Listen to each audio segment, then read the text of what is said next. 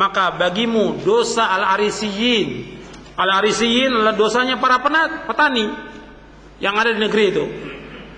Artinya engkau akan menanggung dosanya orang-orang yang lemah,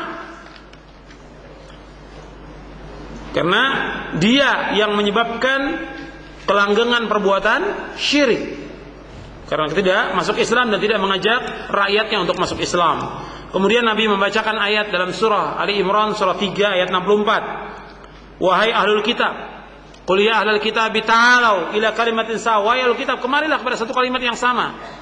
Bainana wa bainakum, antara kami dengan kalian. Alla na'budu illallah, tidak boleh kita beribadah melainkan hanya kepada Allah. Wala nusyrika bihi syai'a, dan tidak boleh kita menyekutukan Allah dengan sesuatu. Wala yattakhidha ba'duna ba'dan arbaba min dunillah, dan tidak boleh sebagian dari kita menjadikan sebagian yang lain sebagai tuhan-tuhan selain Allah. Fa in tawallau faqulu asyhadu bi anna muslimun, dan seandainya mereka berpaling, saksikan bahwa kami adalah orang-orang Islam. Jadi Nabi sallallahu alaihi wasallam ketika risalah ini sampai kepada Kaisar Romawi, maka Kaisar memanggil Abu Sufyan bin Harb. Waktu itu dia masih kafir, yang berada di antara kafilah Quraisy. Mereka adalah pedagang di negeri Syam. Dalam waktu tenggang yang diberikan Rasulullah kepada Abu Sufyan dan kafir Quraisy, artinya Abu Sufyan pada waktu itu datang ke Romawi untuk menjelaskan bahwa orang-orang menjelaskan waktu dia berdagang ke Romawi. Kemudian waktu itu surat Nabi sampai. Kemudian Nabi bertanya kepada Abu Sufyan. Abu Sufyan masih kafir. Dia tanya, bagaimana tentang orang yang datang di tengah-tengah kalian? Artinya yang mengirim surat ini Nabi Muhammad SAW. Bagaimana kau tahu tentang orang itu? Dijawab oleh Abu Sufyan. Ini masih kafir Abu Sufyan. Abu Sufyan mengatakan, yang diperintahkan oleh Muhammad yaitu beribadah kepada Allah semata dan tidak menyekutukan Allah dengan sesuatu. Tinggalkanlah ucapan yang berasal dari nenek moyang. Beliau memerintahkan melaksanakan sholat, berkata jujur, menjaga kehormatan diri dan hubungan silaturahmi. Disampaikan dengan benar oleh Abu Sufyan. Dan antum bisa lihat di dalam Sahih Bukhari tentang hadis ini, dalam Sahih Bukhari di kitab Permulaan Wahyu, Badi'il Wahyi. Di situ kata Abu Sufyan, yang diperintahkan oleh Muhammad, wa'budullaha wa la tusyriku bihi syai'a watruku ma yaqulu aba'ukum wa ya'mur bis salati was sidqi wal afafi was silah. Hendaklah beribadah hanya kepada Allah saja. Tidak boleh menyekutukan Allah dengan sesuatu. Tinggalkan apa yang diucapkan oleh bapak-bapak kalian. Menyuruh untuk salat, berlaku jujur, berkata jujur, kemudian menjaga kehormatan diri dan menyambung silaturahmi. Kemudian ikhwan fillah, azakumullah, ini yang didakwakan oleh Nabi. Pertama kali yaitu u'budullah wa la tusyriku bihi syai'a. Sebagaimana Allah berfirman, wa'budullaha wa la tusyriku bihi syai'a. Beribadah kepada Allah dan jangan kalian menyekutukan Allah dengan sesuatu.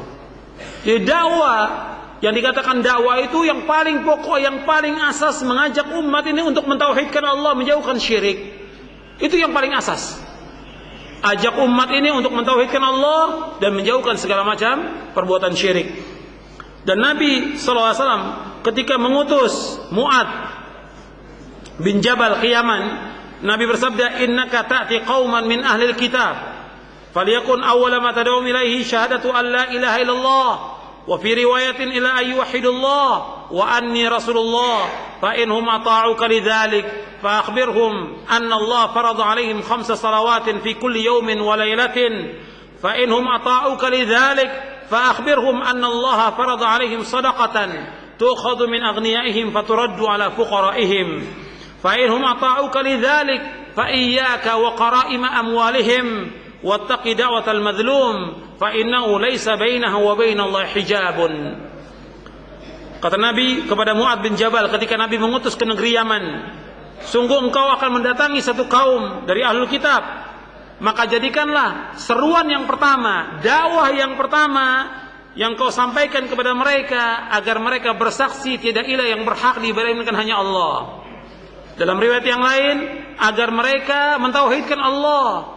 Dalam riwayat yang lain, agar mereka beribadah hanya kepada Allah saja. Dan aku adalah Rasulullah. Dan apabila mereka mentaatimu dalam urusan tersebut, maka kabarkanlah kepada mereka bahwa Allah mewajibkan salat yang 5 waktu dalam sehari semalam. Jika mereka mentaatimu dalam urusan itu, maka kabarkanlah kepada mereka bahwa Allah telah mewajibkan zakat kepada mereka yang diambil dari orang-orang kaya di antara mereka dan disalurkan kepada orang-orang fakir di antara mereka. Jika mereka telah mentaatimu dalam urusan itu, maka hati-hatilah engkau dengan harta mereka yang mulia. Dan takutlah dari doa orang yang dizalimi, karena sungguhnya tidak ada hijab penghalang antara doa itu dengan Allah SWT. Hadis ini sahih diriwayatkan oleh Imam Bukhari, Muslim, dan yang lainnya. Di dalam hadis ini antum perhatikan, yang pertama kali diajak umat ini, kalau dia orang kafir suruh mengucapkan 2 kalimat syahadat. Kalau dia muslimin tetap diajak apa? Untuk mentauhidkan Allah. Diajak mereka untuk beribadah hanya kepada Allah SWT. Diajak untuk mentauhidkan Allah SWT. Kemudian yang kedua, disuruh mereka untuk salat. Tentunya salat bukan sekedar salat. Diperhatikan soal waktunya, diperhatikan soal kaifiatnya, diperhatikan soal khusyuk dan tumaninahnya, diperhatikan soal berjamaahnya. Kemudian setelah itu sampaikan tentang masalah zakat. Setelah itu dijelaskan oleh Nabi, hati-hati tentang harta mereka yang mulia. Maksudnya dulu mengambil harta itu zakat, apakah itu onta atau sapi atau kambing, itu ada di antara kambing yang dicintai oleh si pemilik, atau onta yang dicintai oleh si pemilik, atau sapi yang dicintai, maka jangan kamu ambil. Dari zakat itu kamu ambil yang dia serahkan, jangan kamu ambil yang dia cintai. Makanya disebutkan, hendaklah kamu iyyaka wa qara'ima amwalihim. Hati-hati, jangan kamu ambil harta dia yang terhormat.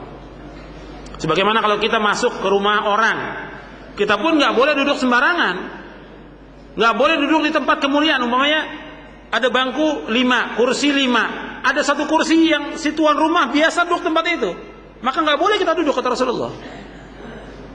Sampai kita dipersilahkan, fadhol duduk di tempat ini. Kalau nggak boleh. Masuk ke rumah orang, lihat di mana saya duduk, tanya kepada sahibul bait, di mana saya duduk. Kalau disuruh duduk tempat itu, kita duduk tempat itu. Kalau duduk tempatnya dia, kita duduk. Kalau tidak diizinkan kita mau duduk tempatnya dia, tidak boleh. Wala taqud ala takrimati, kata Rasulullah. Begitu juga masalah harta yang kita ambil dalam zakat ini. Kemudian Nabi mengatakan lagi, hati-hati doanya orang yang dizolimi, karena tidak ada hijab, tidak ada penghalang. Termasuk doanya orang fajir yang jahat. Kalau ada orang yang jahat, langsung kita pukul saja dia, kita ambil hartanya. Kalau dia berdoa, makbul doanya. Kata Nabi, wattaqi da'watal mazlum fa innahu laisa bainahu wa bainallahi hijabun. Bahkan dalam riwayat yang lain, wa in kana fajiran. Dalam riwayat yang lain, wa in kana kafiran. Meskipun kafir, enggak boleh kita menzalimi orang. Enggak boleh. Hadisnya semuanya sahih riwayatnya tentang itu. Jadi enggak boleh kita berbuat zalim. Kemudian ikhwan fillah, a'azakumullah, kita melihat bahwasanya seluruh nabi dan rasul itu dakwanya dakwah tauhid.